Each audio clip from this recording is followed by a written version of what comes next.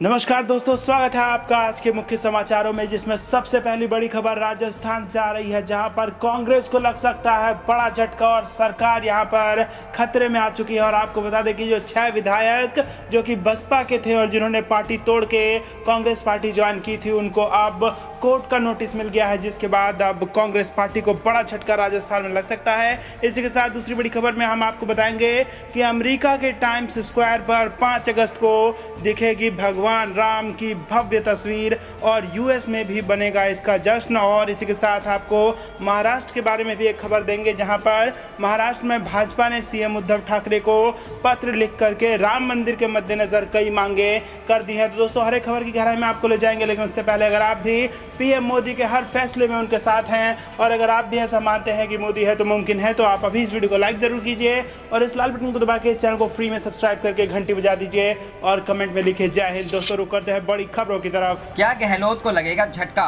Rajasthan high court ने BSP के 6 विधायकों को दिया नोटिस। कांग्रेस में विलय से जुड़ा है मामला। जी हां दोस्तों, राजस्थान में मची सियासी बवाल के बीच बसपा के 6 विधायकों को राजस्थान हाईकोर्ट ने नोटिस जारी कर दिया है। दरअसल ये नोटिस इन विधायकों के कांग्रेस में विलय को लेकर है। राजस्थान हाईकोर्ट द्वारा बसपा के 6 विधायकों के अलावा राजस्थान विधानसभा अध्यक्ष, विधानसभा सचिव को भी नोटिस जारी किया है। ये नोटिस बहुजन समाज पार्टी की याचिका पर जारी किया गया है। आपको बता दें कि बहुजन समाज पार्टी ने राजस्थान में पार्टी के 6 विधायकों के सत्तारूढ़ कांग्रेस में विलय को चुनौती देते हुए बुधवार को राजस्थान उच्च न्यायालय में रिट याचिका दाखिल की है। संदीप यादव, वाजिब अली, दीपचंद खेरिया, लाखन मीणा, जोगेंद्र अवाना और राजेंद्र गुढ़ा ने 2018 के विधानसभा चुनाव में बसपा के टिकट पर जीत दर्ज की थी। ये सभी सितंबर 2019 में बसपा छोड़कर कांग्रेस में शामिल हो गए। बसपा के प्रदेश अध्यक्ष भगवान सिंह बाबा ने कहा, हमने बसपा विधायकों के कांग्रेस में विलय के खिलाफ उच्च न्यायालय में आज रिट याचिका दाखिल की है। बसपा विधायकों के सत्तारूढ़ कांग्रेस में विलय से प्रदेश की अशोक गहलोत सरकार को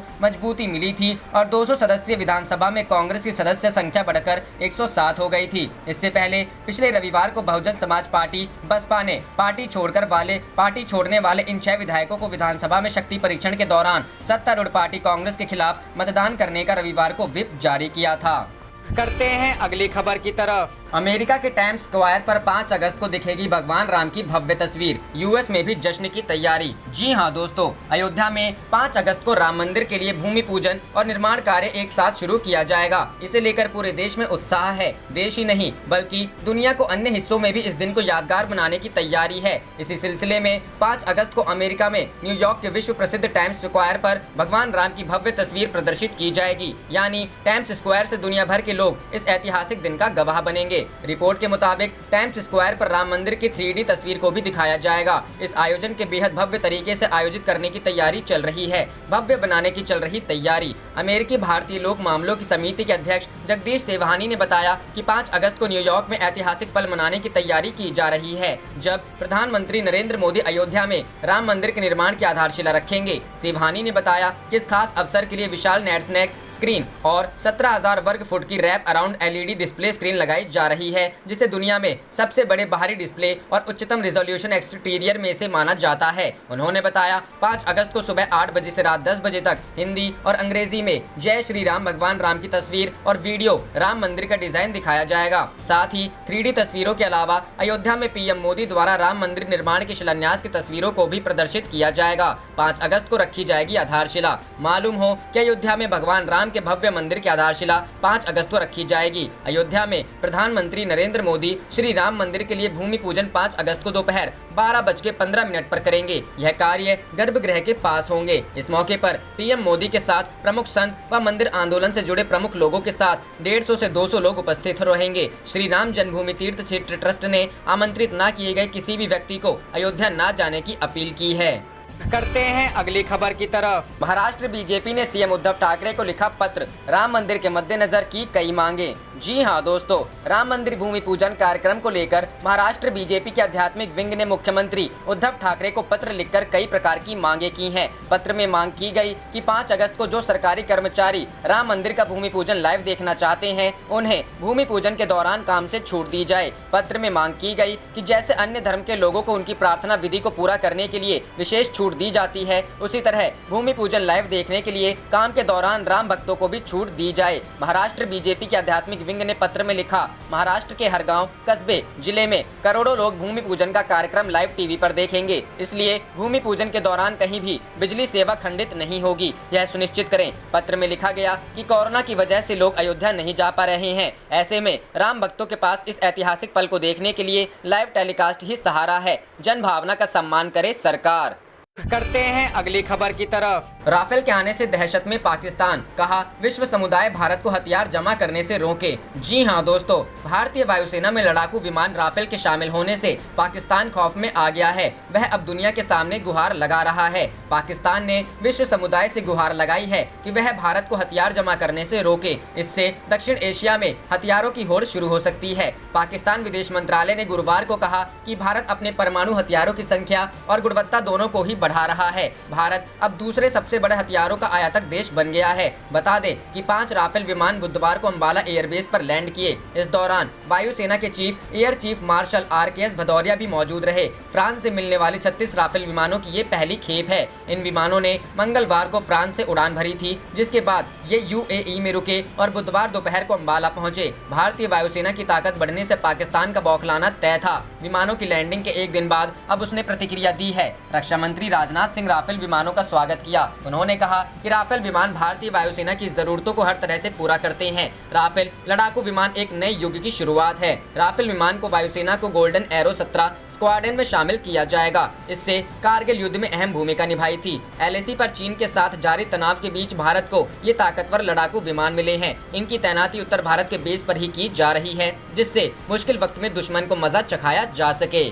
करते हैं अगली खबर की तरफ। बिहार में नीतीश सरकार ने 16 अगस्त तक बढ़ाया लॉकडाउन, DM लेंगे बाजार खोलने पर निर्णय। जी हां दोस्तों, बिहार में कोरोना का संक्रमण तेजी से बढ़ रहा है। इसे देखते हुए नीतीश सरकार ने राज्य में लॉकडाउन बढ़ा दिया है। सरकार ने इसे 16 अगस्त तक के लिए बढ़ा दिया है। इसको लेकर बिहार सरकार के गृह विभाग ने अधिसूचना जारी की है। मिली जानकारी के अनुसार सरकार ने लॉकडाउन के दौरान कुछ छूट दी है। इसके तहत 50% स्ट्रेंथ के साथ सरकारी और निजी कार्यालय खुलेंगे। वहीं कुछ शर्तों के साथ गारमेंट शॉप और दुकानें खुलेंगी, जबकि दुकान और मार्केट को लेकर DM फैसला लेंगे। आपको बता दें कि बिहार में कोरोना तेजी से पांव पसार रहा है। बिहार में अब तक कोरोना वायरस संक्रमण के 48,000 मामले सामने आ चुके हैं। वहीं राज्य में अब तक 29,220 संक्रमित स्वस्थ हो चुके हैं। बिहार राज्य में कोरोना संक्रमितों का रिकवरी रेट 67.3% है। इससे पहले मंगलवार को बिहार सूचना एवं जनसंपर्क विभाग के सचिव अनुपम कुमार ने बताया कि अस्पतालों में बेहतर प्रबंधन के लिए प्रशासनिक पदाधिकारियों की टीम लगाई गई है, जिससे लोगों को कठिनाई ना हो।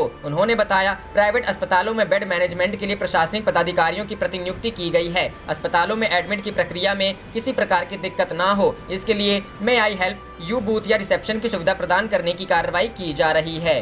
करते हैं अगली खबर की तरफ। झारखंड महागठबंधन में हड़कंप, हेमंत सरकार में दरार, दिल्ली पहुंचे कांग्रेस MLA। जी हां दोस्तों, झारखंड की ग्रैंड अलायंस सरकार में दरार दिख रही है। 9 कांग्रेस विधायक मुख्यमंत्री हेमंत सोरेन के नेतृत्व वाली गठबंधन सरकार से नाराज हैं। इनमें से 3 विधायक केंद्रीय नेतृत्व के सामने अपने विचार पेश करने के लिए दिल्ली भी पहुंचे हैं। मीडिया रिपोर्टर्स के अनुसार कांग्रेस के 9 नाराज विधायकों में से वर्तमान में 3 विधायक इरफान अंसारी, उमाशंकर अकेला और राजेश कच्छप मुख्य हैं। तीनों विधायक राज्यसभा सांसद धीरज प्रसाद साहू के नेतृत्व में दिल्ली पहुंचे हैं और 2 दिनों से दिल्ली में हैं। कांग्रेस विधायक हेमंत सोरेन सरकार के कामकाज के अलावा वह पार्टी के प्रदेश प्रभारी RP सिंह से भी नाराज हैं। इन विधायकों को लगता है कि कांग्रेस प्रभारी सरकार और मंत्रियों पर दबाव बनाने की हर कोशिश नाकाम कर रहे हैं। कांग्रेस प्रभारी से मिलने के बजाय दिल्ली गए इन नाराज विधायकों ने पार्टी के राष्ट्रीय महासचिव KC वेणुगोपाल और वरिष्ठ नेता अहमद पटेल से मुलाकात की। ये विधायक चाहते हैं कि वे सोनिया गांधी और राहुल गांधी से भी बात कर सकें, लेकिन कोरोना संक्रमण काल के दौरान इन विधायकों के लिए पार्टी के अन्य वरिष्ठ नेताओं से मिलना संभव नहीं है। एक वरिष्ठ राज्य कांग्रेस नेता के हवाले से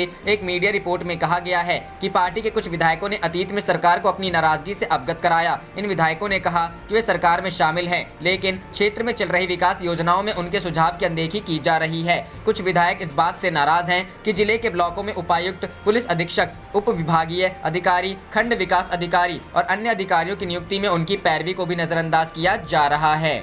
रुख करते हैं अगली खबर की तरफ। राजस्थान में ऑडियो के बाद वीडियो पर बवाल, स्पीकर का मांगा इस्तीफा। जी हां दोस्तों, राजस्थान की सियासी में पहले ऑडियो टेप ने विवाद पैदा किया और अब एक वीडियो पर नया बवाल छिड़ गया है। विधानसभा स्पीकर सीपी जोशी और मुख्यमंत्री अशोक गहलोत के बेटे वैभव गहलोत के बीच बातचीत के वीडियो पर भारतीय जनता पार्टी हमलावर हो गई है। बीजेपी के प्रदेश अध्यक्ष सतीश पुनिया ने कहा कि स्पीकर को नैतिकता के आधार पर पद छोड़ देना चाहिए। प्रदेश अध्यक्ष सतीश पुनिया ने कहा कि जिस तरह की बातचीत वीडियो टेप में हमने सुनी है, उससे ऐसा लगता है कि विधानसभा अध्यक्ष कांग्रेस पार्टी से आते हैं और पार्टी के लिए पक्षपात कर रहे हैं, जो कि एक स्पीकर को शोभा नहीं देता है। बीजेपी नेता ने कहा कि स्पीकर संजीदा व्यक्ति हैं और ऐसे व्यक्ति पर जब इस तरह के सवाल उठे तो उन्हें अपने पद से इस्तीफा दे देना चाहिए। बीजेपी नेता सतीश पुनिया बोले कि वह किसी सामान्य व्यक्ति से बात नहीं कर रहे हैं, बल्कि मुख्यमंत्री अशोक गहलोत के बेटे से बात कर रहे हैं। ऐसे में साफ लगता है कि वह कांग्रेस का साथ दे रहे हैं, जबकि संविधान के अनुसार विधानसभा अध्यक्ष को निष्पक्ष रहना चाहिए। बीजेपी नेता ने कहा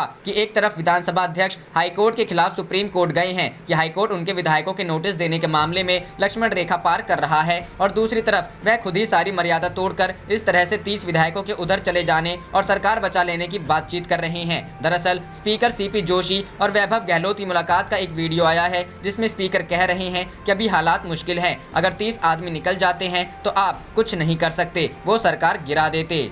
रुख करते हैं अगली खबर की तरफ। राहत, बिहार में 60,000 बाढ़ प्रभावित परिवारों को भेजे गए 6-6 हजार रुपए। जी हां दोस्तों, बाढ़ की समीक्षा बैठक में मुख्यमंत्री नीतीश कुमार को आपदा प्रबंधन विभाग की ओर से बताया गया कि अब तक 60,000 बाढ़ प्रभावित परिवारों के खाते में 6-6 हजार सहायता राशि भेज दी गई है। गुरुवार तक और 40,000 तथा 10 अगस्त तक सभी बाढ़ प्रभावित परिवारों के खाते में राशि भेज दी जाएगी। मुख्यमंत्री ने कहा कि वर्ष 2008 में कोसी त्रासदी के दौरान 10,000 लोगों के लिए सहरसा में मेगा रिलीफ कैंप बनाया गया था, जिसकी सभी जगह प्रशंसा हुई थी। जरूरत के अनुसार राहत शिविरों की संख्या बढ़ाते रहे। समीक्षा बैठक में विभाग के प्रधान सचिव प्रत्यय अमृत ने राहत और बचाव कार्य की विस्तृत जानकारी दी। वहीं जिलाधिकारियों ने नदियों के जलस्तर की स्थिति, बाढ़ राहत शिविर, सामुदायिक किचन, नावों की उपलब्धता, मेडिकल सुविधाएं, शौचालय एवं पेयजल की व्यवस्था, पशु चारे की उपलब्धता, पशु कैंप की व्यवस्था, फसल क्षति का आकलन आदि के बारे में बताया। जल संसाधन विभाग के सचिव संजीव हंस ने नदियों के जलस्तर की स्थिति तथा तटबंधों की सुरक्षा के संबंध में जानकारी दी। इसके पूर्व वीडियो कॉन्फ्रेंसिंग के माध्यम से जुड़े उप मुख्यमंत्री सुशील कुमार मोदी ने सुझाव दिया कि सहायता वितरण के लिए अनुश्रवण समिति की बैठक होनी चाहिए, ताकि लोगों का फीडबैक मिल सके। राहत कैंपों में मुखिया के साथ साथ अन्य स्थानीय जनप्रतिनिधियों को भी शामिल रखे। जल संसाधन मंत्री श्री संजय झा, आपदा प्रबंधन मंत्री श्री लम्बेश्वर राय भी वीडियो कॉन्फ्रेंसिंग के माध्यम से जुड़े थे। बैठक में मुख्य सचिव दीपक कुमार, मुख्यमंत्री के प्रधान सचिव चंचल कुमार, मुख्यमंत्री के सचिव अनुपम कुमार, मुख्यमंत्री के विशेष कार्य पदाधिकारी गोपाल सिंह भी उपस्थित थे। मुख्यमंत्री से वीडियो कॉन्फ्रेंसिंग के दौरान राहत शिविर में रह रहे लोगों ने बात की और अपना फीडबैक दिया। रुख करते हैं अगली खबर की तरफ। मध्य प्रदेश के 16 और बिहार के 11 जिलों में भारी बारिश की आशंका, दिल्ली एनसीआर में ऑरेंज अलर्ट जारी किया। जी हां दोस्तों, भारतीय मौसम विभाग ने राजधानी दिल्ली एनसीआर में बारिश को लेकर ऑरेंज अलर्ट जारी किया है। विभाग ने दिल्ली के साथ नोएडा, ग्रेटर नोएडा, गाजियाबाद, गुरुग्राम, फरीदाबाद और पलवल में एक बार फिर से आज भारी बारिश की आशंका व्यक्त की है। बता दें, इन इलाकों में भारी बारिश का दौर कल से जारी है, जिससे लोगों को गर्मी उमस से राहत मिली है। आसमान में अब भी बादल छाए हुए हैं और अगले कुछ घंटों के दौरान भारी बारिश के पूरे आसार हैं। मध्य प्रदेश और बिहार में अलर्ट जारी। मानसून की बारिश को लेकर मध्य प्रदेश और बिहार में भी अलर्ट जारी है। मध्य प्रदेश के 16 जिलों और बिहार के 11 जिलों में भारी बारिश का अलर्ट जारी हुआ है। मध्य प्रदेश के रीवा, सतना, दमोह, सागर, छतरपुर, टीकमगढ़, नरसिंहपुर, बैतुल, हरदा, बुरहानपुर, खंडवा, खरगोन, गुना, अशोकनगर, भिंड, मुरैना, शहडोल, होशंगाबाद, इंदौर, ग्वालियर और चंबल संभाग के जिलों में भारी बारिश की आशंका व्यक्त की है। तो वहीं बिहार के सीतामढ़ी, शिवहर, सुपौल, किशनगंज, दरभंगा, मुजफ्फरपुर, गोपालगंज, पूर्वी चंपारण, पश्चिम चंपारण, खगड़िया और सारण जिले में भारी बारिश का अलर्ट जारी किया गया है। मानसून इस वक्त हिमालय के निचले इलाकों के पास है। आईएमडी ने कहा है कि मानसून इस वक्त हिमालय के निचले इलाकों के पास है, जो कि आज से दक्षिण की तरफ शिफ्ट होने लगा है, जिसके कारण आज यह दिल्ली एनसीआर के करीब रहेगा और इसके चलते दिल्ली और आसपास के इलाकों में भारी बारिश होगी। विभाग ने यह भी कहा कि इस दौरान अरब सागर से दक्षिण और बंगाल की की खाड़ी से पूर्व की ओर हवाएं भी चलेंगी। दक्षिण भारत में भारी बारिश की आशंका। तो वहीं बारिश से दक्षिण भारत भी परेशान है। कर्नाटक, आंध्र प्रदेश, तेलंगाना और तमिलनाडु में भी भारी बारिश का अलर्ट है। बेंगलोर में सुबह से ही अंधेरा छाया हुआ है। विभाग ने यहां भी अलर्ट जारी किया है, जबकि मध्य प्रदेश, ओडिशा के कुछ भागों में भी तेज बारिश के आसार हैं। हल्की और मध्यम बारिश हो सकती है। अगले 24 घंटे में पश्चिम बंगाल, सिक्किम, असम, मेघालय, अरुणाचल प्रदेश और बिहार में मानसून ज्यादा असर दिखा सकता है। इसके अलावा पूर्वी उत्तर प्रदेश, पंजाब, हरियाणा, हिमाचल, गिलगित बाल्टिस्तान, मुजफ्फराबाद में हल्की और मध्यम बारिश हो सकती है। रुख करते हैं अगली खबर की तरफ। पीएम मोदी के अयोध्या दौरे पर आतंकी हमले का इनपुट। 3 दिन पहले से कमान संभालेगी एसपीजी। जी हां दोस्तों, अयोध्या में राम मंदिर के लिए 5 अगस्त को भूमि पूजन प्रस्तावित है। भूमि पूजन के समारोह के लिए पीएम मोदी भी हिस्सा लेने वाले हैं। ऐसे में भूमि पूजन कार्यक्रम की सुरक्षा के पुख्ता प्रबंध किए जा रहे हैं। साथ ही इस कार्यक्रम में आतंकी साजिश की भी खुफिया सूचना मिली है। इस कारण एसपीजी की टीम 1 अगस्त को यहां आकर मोर्चा संभाल लेगी। एसपीजी की टीम सारी तैयारियों और सुरक्षा इंतजामों की समीक्षा करेगी।